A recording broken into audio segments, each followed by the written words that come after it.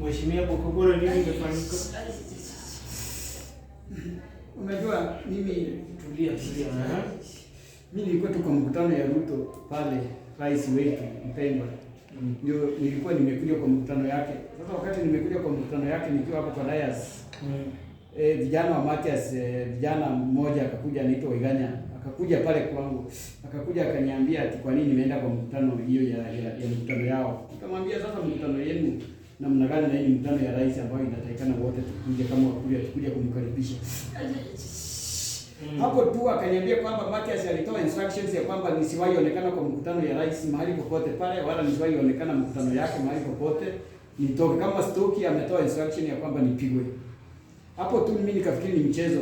Akatoka tu akaita vijana wake, mmoja anaitwa mwenye nilijua anaitwa Mongona, anaitwa Sogona, mtu Mongona anaitwa Sogona kutoka hapo Mabera, hapo sehemu inaitwa Nyabirungu.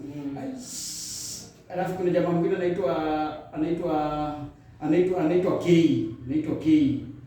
Hapo wakakuja tu hapo wakanishika mkono wakaniambia kwamba nataka, kwa nini unakuja kwa mkutano unatukana rais, na unakuja mkutano yake na unatukana Matias, unakuja kwa mkutano yake na wewe una support watu gani? Unataka kusupport Matias au unataka kusupport Matias? Hapo tu nikifikiri ni mchezo, nilipigwa my friend, nikapigwa na nilipigwa mbele ya watu wanaona tu. Wakenya wote wale walikuwa pale kutoka Kianja wanajua vile nimepigwa. Wamenadua hata simu yangu wameharibu, wamekanyaga imeharibika, imepasuka. Hata nguo zangu, ukiona hizo nguo zangu zote zimeraruka, hata koti yangu yote imeraruka. Maaskari wamenisaidia. Ilikuwa ni sini kubwa, maaskari ndio walikuja wakasaidia. Nashukuru sana maaskari wa Kianja walinipigania, wakuja wakanisaidia. Ndio maana siku wao walikuwa nataka kuniua kabisa, lakini nasema tu ya kwamba ya Mungu ni mengi. Sasa hii mkono wamechoma na kisu ama? Huyo kijana mwingine anaitwa Sogona alikuwa na kisu kwa mfuko. Kumbe sasa wakati ambapo tunapigana alitoa akanikata hapo kwa kisu kwa mkono.